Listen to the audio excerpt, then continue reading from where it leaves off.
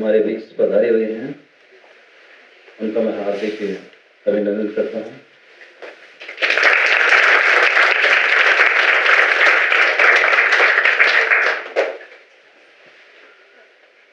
मनोहरलाल जी, Krishna Kumar ji, Vicky madam, सभी का स्वागत आप आज के सेमिनार में।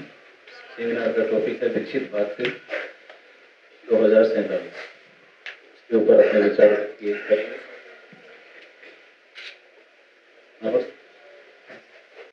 सर्वप्रथम तो हम बाहर से पधारे डॉक्टर अवधेश जी शर्मा का हम स्वागत करते हैं, तहे दिल से अभिनंदन करते हैं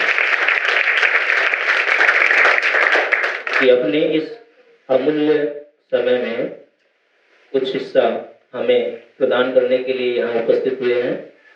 सर एक बार हमारे बीच पहले भी आ चुके हैं, सेमिनार के अंतर्गत ही हम मिल चुके हैं। सेमिनार का जो टॉपिक आज आप लोग देख रहे हैं, हर संस्थान में ये हो भी रहे हैं, सेमिनार आयोजित हो रहे हैं, जिसका टॉपिक सशक्त भारत विकसित भारत विजन 2047 जो पीएम मोदी द्वारा चलाया जा रहा है।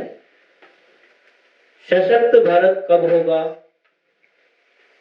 जब शिक्षा सुदृढ़ होगी, हर व्यक्ति हर नागरिक सशक्त बनेगा, तभी यह भारत विकसित होगा।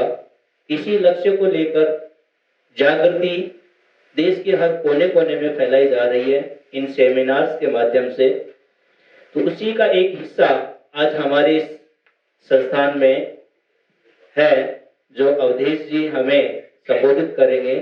सबसे पहले मैं आमंत्रित करना चाहूँगा डॉक्टर अवधेश जी शर्मा को कि आए और इस टॉपिक पर अपने विचार अभिव्यक्त करें, हमें अभिभूत करें।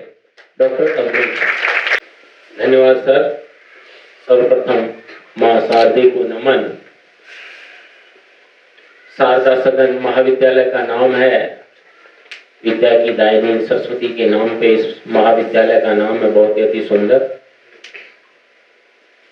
और ये मेरा सौभाग्य है कि आज जो मिशन है विकसित भारत 2047, इसकी जो हमें जिम्मेदारी दी गई है कि हम ये हर स्टूडेंट तक पहुंचाएं, उसकी शुरुआत मैं शारदा सदन से कर रहा हूं। प्राचार्य महोदय बहुत बहुत धन्यवाद। महाविद्यालय के प्राचार्य और समस्त संकाय सदस्य और प्यारे बच्चों, जैसा कि आपको पता है, ये जो लिखा हुआ है विकसित भारत 2047, तो आपके मन में एक सवाल कौंध रहा होगा कि ये तो अभी बहुत दूर की बात कर रहे हैं, अभी क्या सपने दिखा रहे हैं, क्या बातें कर रहे हैं, 25 साल बाद की बातें हैं। सन 2000 के लगभग जब हम प्रवेश कर रहे थे 21वीं सदी में, 99 का टाइम था, तब ये था कि 21वीं सदी भारत की सदी होगी। हम भी पढ़ते थे आपकी तरह कॉलेज में, तब हमारे भी मन में यही सवाल थे कि 21वीं सदी भारत की सदी होगी, 21वीं सदी, लेकिन कब होगी, कैसे होगी, ऐसा टेक्नोलॉजिकल युग आएगा, उसकी झलक आपको दिख भी रही होगी। डिजिटलाइजेशन के रूप में, इनोवेशन के रूप में, साइंस और टेक्नोलॉजी के रूप में। लेकिन जो हमारा संकल्प है, हमारे भारत का जो सपना देखा था हमारे महापुरुषों ने, अभी हम उससे काफी दूर हैं। शिक्षा है, स्वास्थ्य है, इंफ्रास्ट्रक्चर है, लोगों का जो जीवन स्तर है, वहां तक पहुंचने में अभी सफर हमें और तय करना है। कोई देश विकसित है या विकासशील है, उसका दुनिया में एक पैमाना होता है। आप बीएड का कोर्स कर रहे हैं, आप बीए बीएड बीएससी बीएड के छात्र हैं, आपको पता होगा, उसको सामाजिक आर्थिक सूचकांक कहते हैं, सोशियो इकोनॉमिक इंडिकेटर्स होते हैं, जो ये बताते हैं कि ये देश विकसित है या विकासशील है। हमारे से बहुत छोटे छोटे देश हैं। सिंगापुर है, जो हमारे साथ ही आजाद हुआ था। इजराइल की स्थापना हमारे साथ ही हुई थी। जापान द्वितीय विश्व युद्ध में तबाह हो चुका था, उसके 2 शहर परमाणु बमों से पूरे के पूरे खत्म हो गए थे। लेकिन लगभग 75 सालों में पिछले उन देशों ने काफी तरक्की की और वो आज विकसित देशों की कतार में है। क्यों? क्योंकि वहां उनका जो मानव विकास सूचकांक है, ह्यूमन इंडेक्स वैल्यू है, वो काफी अधिक है। शिक्षा का स्तर बहुत ज्यादा है, कोई बेरोजगार नहीं है। उच्च शिक्षा, इनोवेशन, रिसर्च, टेक्नोलॉजी, इंफ्रास्ट्रक्चर, उन सब में वहां की सरकारों ने जमकर निवेश किया और आज वो देश का जो जीडीपी कहें या प्रति व्यक्ति जो जिसको इनकम कहते हैं, आय कहते हैं, वो हमारे देश से ज्यादा है। तो हमारे देश को अभी सफर तो तय काफी करना है, लेकिन यदि आज आप यूथ हैं और कल आप कोई टीचर बनेगा, कोई लेक्चरर बनेगा, कोई प्रोफेसर बनेगा, आप में से ही हो सकता है प्रशासनिक सेवा में भी आप में से जाएंगे, तो आपके दिमाग में एक फ्रेमवर्क तो होना ही चाहिए कि यस, हमें एक संकल्पना भी दिलाई गई थी, हमने भी एक सपना देखा था कि 2047 आते आते हमारा देश विकसित देशों की कतार में खड़ा हो जाए। इससे एक दिन में तो ट्रांसफॉर्मेशन होगा नहीं कि 47 की सुबह जनवरी के फर्स्ट महीने में हम विकसित हो जाएंगे अचानक, ऐसा कभी नहीं होता है। This is a gradual process, ये धीरे धीरे होती है। उसी संकल्पना को हम साकार करें, हमारे मन और मस्तिष्क में वो चीजें बैठे, इसके लिए ये कैंपेन है, ये भारत सरकार द्वारा शुरू किया गया है। हमारे राजस्थान के जो राज्यपाल है श्री कलराज जी मिश्र, उन्होंने सभी विश्वविद्यालयों के अंदर ये एक सूचना भिजवाई थी और उसी के बिहाफ पे मैं आज यहाँ हूँ। ये गवर्नमेंट ऑफ इंडिया का प्लान है, यह हमारी राजस्थान सरकार का भी प्लान है। विकसित भारत @2047 वॉइस ऑफ यूथ। आप लोगों की आवाज क्या है, आप लोग क्या सोचते हैं, what is your contribution for the developing in this nation. मतलब आप लोग क्या सोचते हैं, क्या आपका योगदान हो सकता है, किस प्रकार से हम हमारे देश को विकसित देशों की कतार में खड़ा करें। विकसित देश का मैंने अभी थोड़ा सा आपको ब्रीफ बताया है। सोशियो इकोनॉमिक इंडिकेटर्स समझ में आ गया होगा कि हमारी सामाजिक स्ट्रक्चर भी हमारा मजबूत हो और सामाजिक संरचना में हम ऊपर उठे और हमारी आर्थिक स्थिति भी हमारी क्या है, अच्छी हो। देखिए, ऐसा नहीं है कि हम वेस्टर्न कल्चर अपना लें, वेस्टर्न कपड़े पहनने लग जाएं, अंग्रेजी बोलने लग जाएं तो हम विकसित हो जाएंगे। नहीं, ऐसा नहीं है। जापान के अंदर अपनी एक कल्चर है, जापानी लैंग्वेज वहां हायर एजुकेशन तक चलती है और सब कुछ वहां की अपनी उनकी संस्कृति है, लेकिन वो विकसित देश है क्योंकि उनका जो स्टैंडर्ड है, उनका जो लिविंग स्टैंडर्ड है, उन लोगों की जो आमदनी है, वो दुनिया के विकसित देशों के बराबर है। फिलहाल दुनिया में अमेरिका सबसे टॉप है, तो हम हर चीज को यूएस डॉलर में मापते हैं कि यूएस डॉलर इतनी कमाई होनी चाहिए, प्रति व्यक्ति आय इतनी होनी चाहिए, तब तो वो देश का नागरिक है वो विकसित आएगा।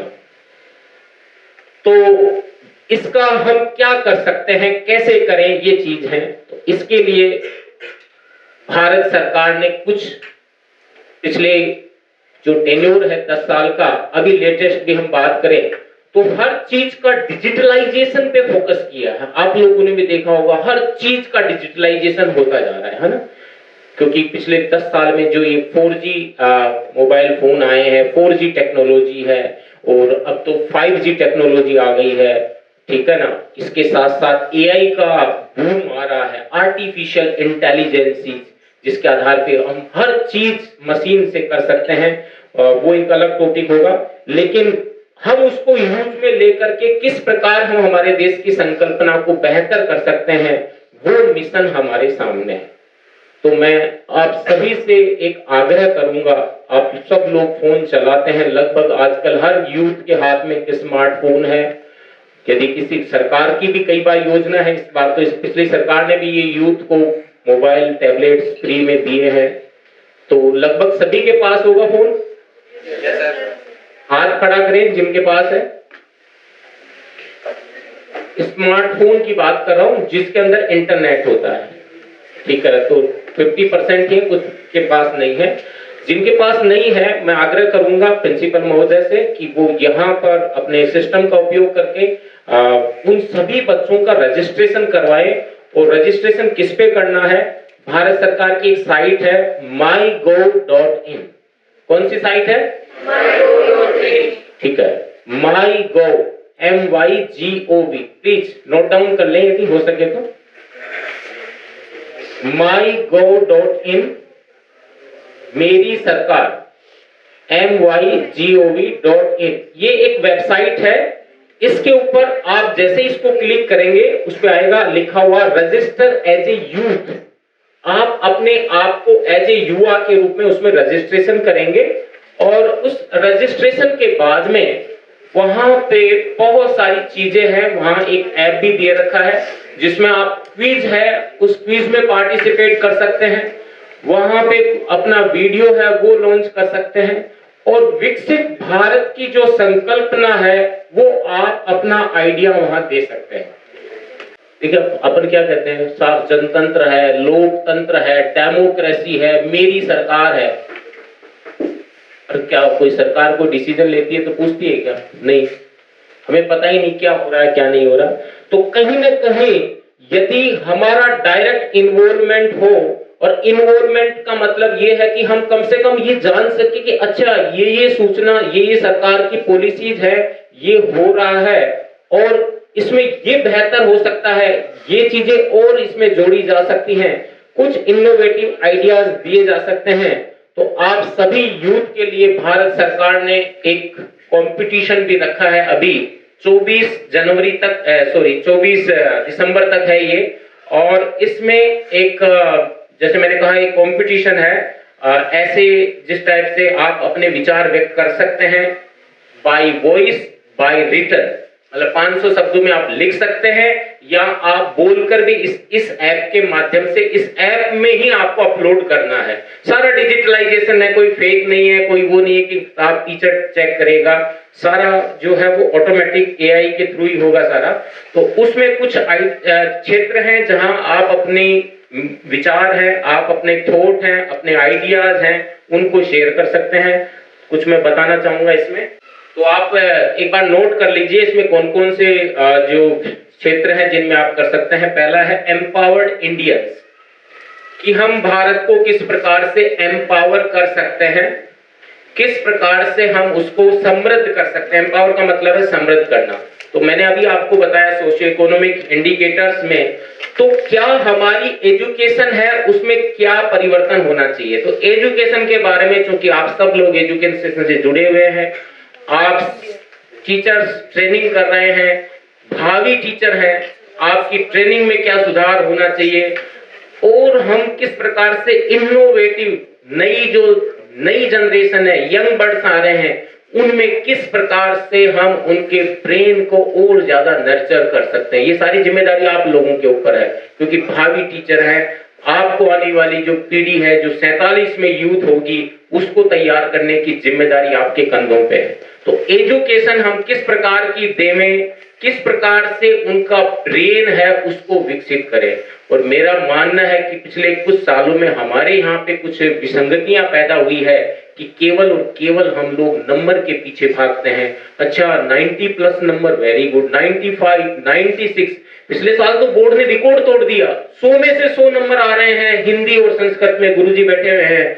एक वो जमाना था जब फर्स्ट डिवीजन नहीं बनती थी, फर्स्ट डिवीजन बहुत कुछ लोगों की बनती थी। ये कहां जा रहे हैं? ठीक है, मैं मानता हूं कि इवोल्यूशन के दौरान हमारी नई पीढ़ी का ब्रेन विकसित हुआ है, मेमोरी पावर भी बढ़ी है, लेकिन हम केवल और केवल नंबर के पीछे भाग रहे हैं। और आप भावी टीचर हैं, क्या आप चाहोगे कि जो नई जनरेशन है उसको हम नंबर के आधार पे जज करें कि इसके कम नंबर है, 60% ही, ये तो डफर है? नहीं, ऐसा नहीं होना चाहिए। अमेरिका में ऐसा नहीं है डियर फ्रेंड्स। वहां पे क्या है? वहां पे क्रिएटिविटी है, इनोवेशन है कि किसके दिमाग में क्या नया आइडिया आ रहा है, क्या कोई नई चीज सोच रहा है। स्टूडेंट के सामने किताब खुली हुई है, लेकिन क्वेश्चन पेपर है, उसको उत्तर देना है। वो देख सकता है कहीं से भी, लेकिन वहां रटना, क्वेश्चन केवल याद करके लाना और केवल हाई मार्क्स के आधार पे इंटेलिजेंसी को नहीं याद किया जाता। तो पहला है आपका एम्पावर्ड इंडियन,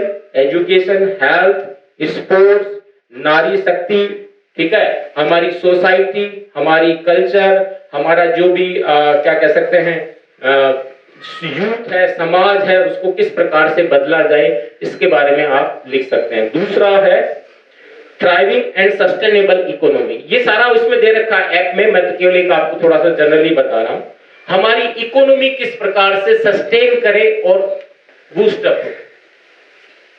मोदी जी कई बार भाषणों में कहते हैं, हमारे देश के प्रधानमंत्री, कि मैं अगले 5 साल बाद में देश की जो इकोनॉमी है उसको नंबर 3 पे ले आऊंगा। अब मैं इकोनॉमिक्स का विद्यार्थी नहीं हूं, मुझे अभी मैंने डेटा अपन पढ़ते हैं तो ये जरूर हम पढ़ते हैं कि यस, भारत की जो इकोनॉमी है वो कितने नंबर पे है, फिलहाल 5वें नंबर पे है। कितने नंबर पे है? तो ये भी एक अच्छी बात है। ग्लोबली दुनिया के देश धरातल में है, हमारा पड़ोसी देश ही $1 बिलियन के लिए, अब क्या कहना नहीं चाहिए मेरे को, वो दुनिया की तरफ देख रहा है, कभी IMF की तरफ देख रहा है कि अरे दे दो, हमारे लोगों के लिए तनख्वाह नहीं है, सरकारी कर्मचारी भूखे मरेंगे। और एक तरफ हमारा जो रिजर्व है, हमारा फॉरेन रिजर्व, वो $600 बिलियन है। You can't imagine. तो इसका मतलब हमारी इकोनॉमी तो बढ़ रही है, बस दिक्कत क्या है? दिक्कत है कि हमारी एक जनसंख्या बहुत ज्यादा गरीब है और एक कुछ हिस्सा है वो बहुत ज्यादा अमीर है। उसका डिस्ट्रीब्यूशन सही हो, उस इकोनॉमी का यूज सही हो, उसका यूज एग्रीकल्चर में हो, इंडस्ट्री में हो, सर्विसेज में हो, हमारा इंफ्रास्ट्रक्चर और बूम हो, एनर्जी जो ग्रीन एनर्जी है, सोलर एनर्जी है, जो इस प्रकार की एनर्जी जिसको ग्रीन एनर्जी कहते हैं, वो हमारी बढ़नी चाहिए। और हमारे जो छोटे शहर हैं, उन छोटे शहरों का भी विकास होना चाहिए, डेवलपमेंट होना चाहिए। हर कोई है जयपुर और दिल्ली नहीं जाना चाहता। छोटे कस्बे हैं, नीम का थाना, खेतड़ी, उदयपुर वाटी, कोटपुतली, जो छोटे छोटे कस्बे हैं, इनका अगले 25 सालों के हिसाब से क्या होना चाहिए? डेवलपमेंट होना चाहिए। तीसरा पॉइंट आप देख सकते हैं, वो है साइंस एंड टेक्नोलॉजी और इनोवेशन। इसके बारे में भी आप सोच सकते हैं कि किस प्रकार हम साइंस और टेक्नोलॉजी में इनोवेटिव आइडियाज डेवलप कर सके, किस प्रकार से हम उसको आगे बढ़ा सके। कल का पेपर है, एक अपने राजस्थान की एक स्टूडेंट ही है जो कि साउथ बेंगलोर में रहती है, उसने मोटापा कम करने के लिए एक पेटेंट, एक ड्रग है वो डिस्कवर की है। दुनिया की कंपनियां उसको कह रही हैं कि इतना पैसा ले लो, ये फॉर्मूला हमको दे दो, लेकिन वो नहीं दे रही। तो आप में से ही साइंस में से कोई रिसर्च में जाना चाहेगा तो वो किस प्रकार से इनोवेशन कर सकता है, तो ये भी एक बहुत बड़ा फैक्टर है जिसपे आप लिख सकते हैं। चौथा है good governance and the society. Society जब अलर्ट होगी तभी गुड गवर्नेंस होगा, और गुड गवर्नेंस होगा तभी सोसाइटी है वो अपलिफ्ट होगी, अदरवाइज वो नहीं हो पाएगी। अपन शिकायतें तो बहुत करते हैं, लेकिन हम क्या प्रशासन के साथ लगातार वो जो एक सिस्टम है उसके साथ हम कोलैबोरेटिव काम कर पा रहे हैं या नहीं कर पा रहे? हमारा नहीं है। हम तो ये चाहते हैं कि वो जो अंग्रेजों का टाइम था वैसा का वैसा ही बना रहे। कलेक्टर को हम सलाम करते हैं, हमारे यहाँ तहसीलदार आ जाता है तो हम सोचते हैं बहुत बड़ा आदमी आ गया। क्यों? क्योंकि उनके पास पावर है, हमें पता है कि ये इतनी पावर रखता है, SDM ये रखता है, फलाना। वो जो मानसिकता है ना, वो जो दबी हुई मानसिकता है वही है। जबकि अमेरिका, जितने भी ब्रिटेन यानी विकसित देश हैं, उनमें ऐसा नहीं है। गुड गवर्नेंस पारदर्शी फॉर्म में है, ट्रांसपेरेंट होती है, पारदर्शिता होती है कि ये नियम है, ये कानून है और ये प्रॉब्लम है, और इस प्रॉब्लम को ये आदमी ऐसे सोल्व करेगा, ये प्रोसीजर है, खत्म। एक प्रोटोकॉल बना हुआ होता है, एक SOP बनी होती है, उसी का सब फॉलो करते हैं। तो यहाँ कहीं ना कहीं हमें भी इन चीजों की कमी है। तो गुड गवर्नेंस और सोसाइटी के बारे में आप लिख सकते हैं। और last but not least, India in the world. Bharat फिलहाल दुनिया में कहाँ है, दुनिया में उसका किस स्थान पे उसकी पावर है, आप देख रहे हैं। अभी G20 हुआ है, ये बहुत बड़ी उपलब्धि है, और हम भारत एक तरह से जो UNSC है, यूनाइटेड नेशन सिक्योरिटी काउंसिल है, उसके अंदर स्थायी सदस्यता का दावेदार है, प्रबल दावेदार है। पूरी जो साउथ एशिया का जो पूरा समुदाय है, पूरी पॉपुलेशन है, उसको भारत क्या कर रहा है, एक तरह से लीड कर रहा है। इसके बारे में भी आप लिख सकते हैं। तो ये 5 डिफरेंट सेक्टर हैं जिसमें आप अपने विचार जरूर लिखें। इसमें जो फर्स्ट प्राइज होगा वो होगा 5 लाख रुपए नगद, दूसरा है 3 लाख रुपए, और तीसरा प्राइज है वो 2 लाख रुपए कैश प्राइज मिलेगा, भारत सरकार देगी। और 26 जनवरी पे हो सकता है रिपब्लिक डे पे दिल्ली में बुला के दे, या जो भी होगा आगे वो प्रोसीजर बता दिया जाएगा। तो ये 3 प्राइज भी है इसमें। तो मेरी आप सभी से गुजारिश है कि आप लोग एक बार इस पे रजिस्ट्रेशन करें। प्रिंसिपल साहब से भी मैं आग्रह करूंगा कि अपने सभी बच्चों का mygov.in पे रजिस्ट्रेशन जरूर कराएं। ठीक है सर। हमारे यहाँ सर एनएसएस भी चलती होगी, एनएसएस, एनसीसी, एनएसएस तो होगा। हाँ, तो एनएसएस में एक और साइट होगी myBharat.gov.in, उसमें भी आप रजिस्ट्रेशन करें एज ए एनएसएस वॉलंटियर्स। वो एक अलग प्लेटफॉर्म है, लेकिन जो ये कंपटीशन वाला है ये है mygov.in। तो बहुत बहुत धन्यवाद, आपने मेरे को सुना। Thank you very much. आचार्य महोदय और पूरी शारदा सदन स्कूल की टीम को, कॉलेज की टीम को मैं धन्यवाद देना चाहूंगा कि आपने मुझे यहाँ आकर बोलने का मौका दिया और अपने बच्चों से इंटरेक्ट करने का मौका दिया। Thank you so much. आपने से कोई भी क्वेश्चन, कोई भी क्वेरी, किसी भी प्रकार की सवाल तो उठ रहे होंगे, पूछिए। एक क्वेश्चन जो आपके मन में आ रहे हैं ना, 5 जो टॉपिक दिए हैं, उस कोई चीज नहीं समझ में आई तो सर से आप लोग पूछ सकते हैं। इसमें भाग लेना है आपको कंपल्सरी रूप से। देखिए, ये मैंने अभी बताया कि हो सकता है कि ये आपकी जो एनुअल एग्जाम है उसका पार्ट नहीं है, बट ये आपको एक क्या कह सकते हैं जिम्मेदार नागरिक बनाने की और एक अच्छी मुहिम है। और आप इस ऐप को देखिए प्लीज। मैंने इसको पढ़ा है। इस ऐप में इतनी सारी जानकारियां हैं, इतने सारे प्रोग्राम हैं कि कहीं ना कहीं आप उसमें यदि लगातार जुड़े रहेंगे तो आप अपने आप को डेवलप कर पाएंगे, स्किल आपकी बहुत ज्यादा निखर जाएगी। ये जो अभी अपन एक तरह से रोना रोते रहते हैं कि साहब ये जो है वाकई में बेरोजगारी है, जो पढ़े लिखे यूथ है उनके लिए प्लेटफॉर्म नहीं है, यानी नौकरियां नहीं है। पढ़ा लिखा यूथ जो ट्रेंड है वो दिक्कत आ रही है। तो कहीं ना कहीं ये हमारा जो मानसिकता बनी हुई है, सिस्टम है, उस सिस्टम को ही अपग्रेड करने की जरूरत है। मैं ये मानता हूं कि सरकारों को नौकरियां देनी चाहिए। इस वक्त भी टीचर्स की बहुत ज्यादा डिमांड है और टीचर जैसा जो पोस्ट है, क्योंकि उसकी जिम्मेदारी ज्यादा होती है, आने वाली पीढ़ी को तैयार करता है, तो वो होनी चाहिए। लेकिन फिर भी आपके अंदर ये चीजें है ना मन से आनी चाहिए और इसमें आप पार्टिसिपेट करना चाहिए। कोई भी क्वेश्चन? यस सर, जो आपने बताया ना कि जो यूथ है इंडिया की, यस, उसमें जो आपने बताया कि जैसे बेरोजगारी है और भी बहुत सी प्रॉब्लम्स है। जी जी। तो इस ऐप के माध्यम से या किसी भी प्लेटफॉर्म के माध्यम से जो भी हम काम करते हैं यूथ, वो ऐसे बोलने में थोड़ा सही लगता है, लेकिन जब उसको व्यवहारिक रूप में लाते हैं ना तो बहुत सी प्रॉब्लम्स आती है यूथ को। ये मेरा सवाल है। इस तरह की प्रॉब्लम्स आती हैं, जैसे फाइनेंशियली प्रॉब्लम भी आती है और फैमिली की प्रॉब्लम आ सकती है। बिल्कुल बिल्कुल, आपकी बात सही है। उससे पार हम कैसे पा सकते हैं? बिल्कुल सही है। बैठिए। और कोई सवाल?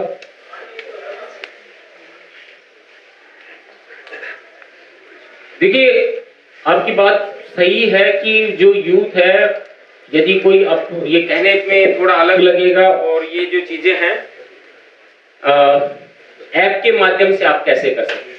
अब ऐप में वो सारे प्लेटफॉर्म जुड़े हुए हैं, जितने भी भारत सरकार के जो प्लेटफॉर्म है जहां पे वो दे रहा है, जो फाइनेंशियल सपोर्ट देना चाहता है। जैसे अब आपको पता नहीं होगा, मुद्रा लोन के बारे में सुना आपने?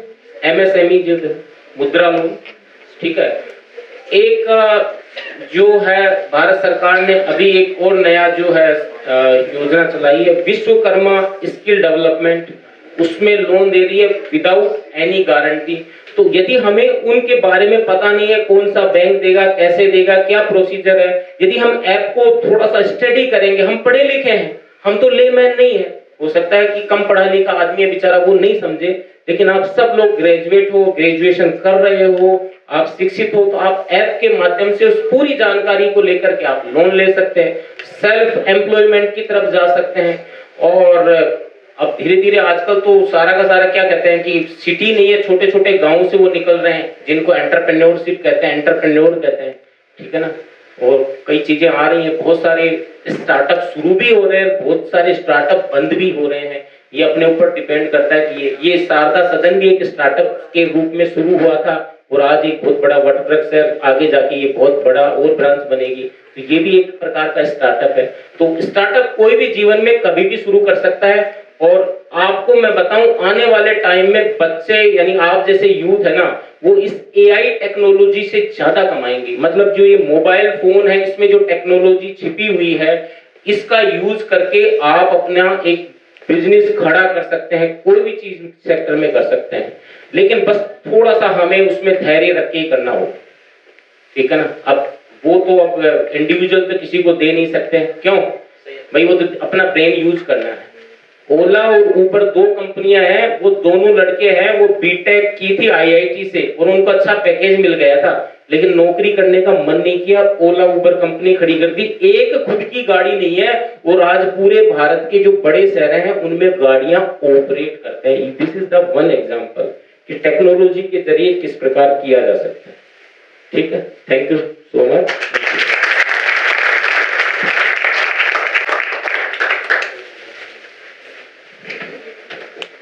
सर ने काफी सारी बातें बताई आपको, और ओला उबर का बिल्कुल ठीक उदाहरण दिया इन्होंने कि वास्तव में ओला उबर के पास में वैसे इस पॉइंट कोई एक भी गाड़ी नहीं है और फिर भी वो कितना बढ़िया इनोवेशन है एक तरह से। तो एक यहाँ पूछा था ना अभी क्वेश्चन कि भाई प्रॉब्लम्स आती हैं, प्रॉब्लम से जो है ना किस तरह की प्रॉब्लम्स, मैंने बताया भी था कि भाई क्या प्रॉब्लम्स आती हैं, फाइनेंशियल प्रॉब्लम है क्या, कोई भी आइडिया मान लो मोबाइल का ही है, सर ने बताया कि भाई आप ऐप के ऊपर देखिए कोई इन्फॉर्मेशन है, लेकिन हम क्या है कि उन चीज़ों के प्रति जागरूक नहीं है।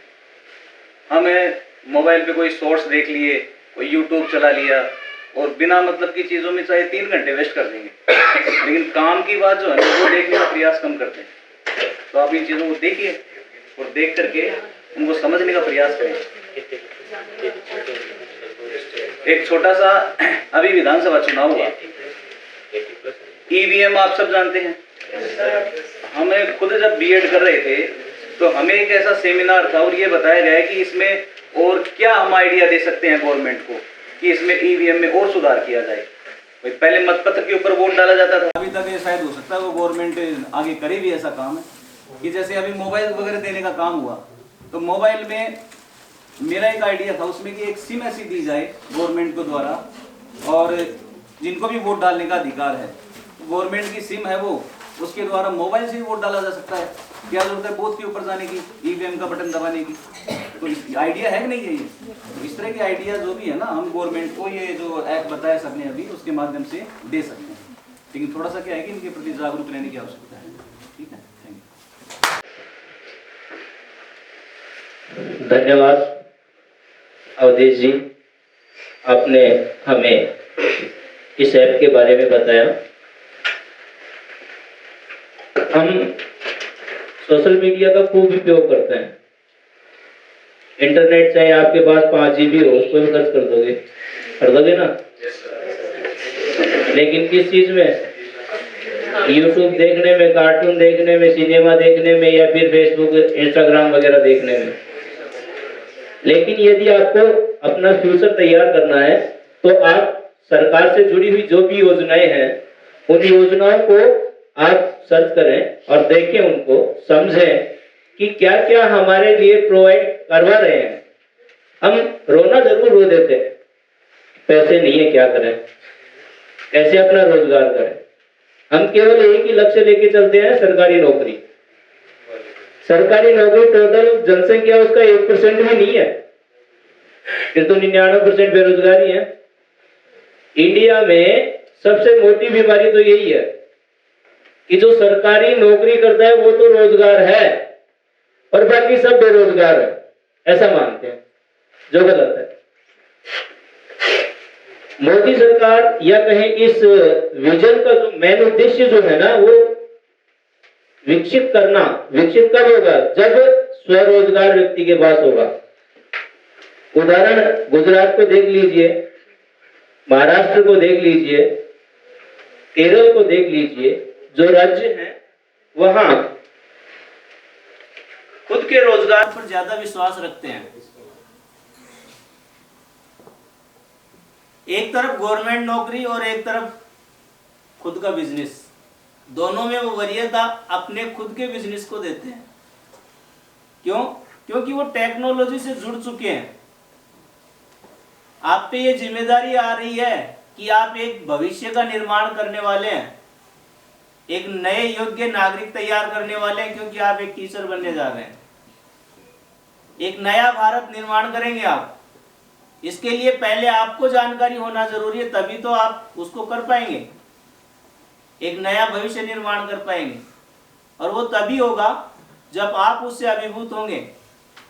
तो जो ये डिजिटलाइजेशन हो रहा है, इस डिजिटलाइजेशन का आप उपयोग करें सकारात्मक दृष्टि से, सकारात्मक भाव से उसका प्रयोग करेंगे। निश्चित रूप से आप एक नया ज्ञान सीखेंगे, नई जानकारी पाएंगे, और जो ये विजन हमारे पीएम मोदी ने रखा है वो सफल होगा। एक दिन में तो तैयार होने वाला नहीं है, सर ने अभी आपको बताया। एक दिन में तो कभी ये विकसित भारत वाला सपना पूरा नहीं होगा, तो इसमें टाइम तो लगना है। अब 25 वर्ष और बचे हुए हैं, 25 वर्ष में आप देख लीजिए कहां पहुंच जाएंगे। धीरे धीरे इकोनॉमिकल स्थिति सुदृढ़ होती जा रही है। केवल एक पक्ष मजबूत होने से विकसित नहीं हो जाता है, सामाजिक आधार जो है उसको भी मजबूत करना होगा। सामाजिक आधार मजबूत कब होगा? जब गांव मजबूत होगा, एक छोटा शहर मजबूत होगा, उसको भी व्यवसाय के साधन मिलेंगे, वह स्वरोजगार कर सकेंगे। आने वाला जो यूथ है वो मजबूत हो सकेगा। और वो मजबूत होगा कब? जब आप पूरी जानकारियों से अभिभूत होंगे, सब कुछ जानेंगे। आपको ऐसी कई योजनाएं हैं, आपके पंचायत में कई योजनाएं आती हैं, आपको सब पता है क्या? आपको कभी आपने पंचायत में एक भी मीटिंग में आपने भाग लिया है क्या? क्यों नहीं लिया? पता कहां से चलेगा? कभी नहीं लिया। सरपंच आ गए तो ऐसे लगता है जैसे कि कोई हमारे सीएम साहब आ गए। क्यों भाई? आप ही ने तो उसे चुना है, आप ही ने चुना है उसे। लेकिन फिर भी हम ये समझते हैं कि इनके पास पावर है, हमारे पास पावर नहीं है। अरे पावर आपके पास है तो उनके पास गए हैं, आप ही में से तो वो अलग होके गए हैं। तो आप उस चीज को समझें, और तभी जो ये लक्ष्य रखा गया है, जो सर ने बताया है, इस लक्ष्य का जो प्राप्ति है वो तभी हो पाएगी जब हम जागृत होंगे, और जागृत होकर एक नए राष्ट्र का निर्माण करने में अपना सहयोग करेंगे। देखो, कण कण से ही मण होता है, अपने मारवाड़ी में कहावत है, कण कण जोड़िया मण है। तो आप अपना एक कर्तव्य पूरा करेंगे ना, सभी मिलकर एक एक कर्तव्य पूरा करेंगे तो स्वतः वो एक बड़ा निर्माण हो जाएगा। तो जानकारी प्राप्त करें। ये ऐप जो बताया गया है, इस ऐप पे आप रजिस्ट्रेशन करें सभी बच्चे, और साथ में जो क्विज है, जो प्रतियोगिता है, कंपटीशन है, इसमें भी हिस्सा लें, क्योंकि 5 लाख कम नहीं होते हैं, पैसे चाहिए ना आप लोगों को।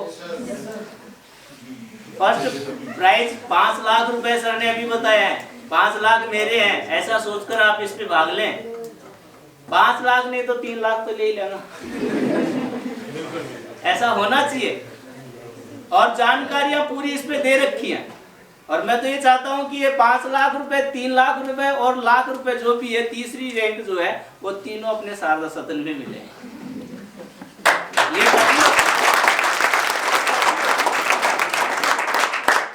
जब आप जागरूक होकर इसमें भाग लेंगे तो आपको पता चलेगा कि वास्तव में ये ऐप होता क्या है। ठीक है, धन्यवाद सर का एक बार फिर से धन्यवाद ज्ञापित करता हूं कि आपने यहाँ आकर हमें अभिभूत किया, हमें अपना जो मार्ग दिखाया कि आगे बढ़ने के लिए हमें क्या करना चाहिए। फिर से धन्यवाद।